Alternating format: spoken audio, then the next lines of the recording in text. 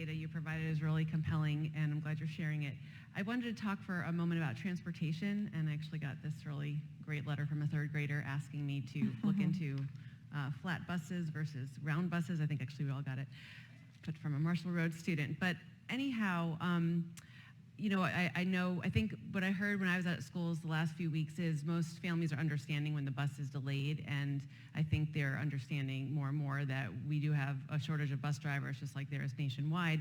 But what they really get less forgiving about is when that where Here Comes the Bus app is not accurate. So if we could please do something to make that as accurate as possible, I think that would be great, especially for middle school when those kids are getting up really early and then you miss the bus, and that really just is tough. So I wanted to relay that.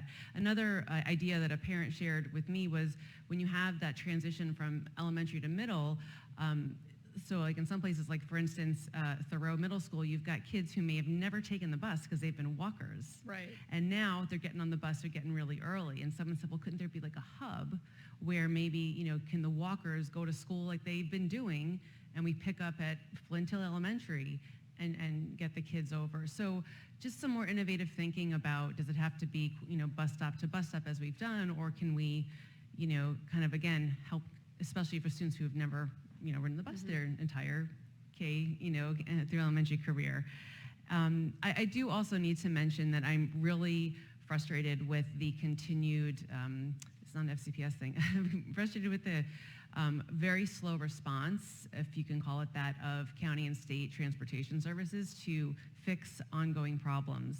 I have been working with some families that have spent, I think it's 8 years, advocating to get one particular intersection fixed, or another school where there's crumbling sidewalk that is controlled by the county or the state.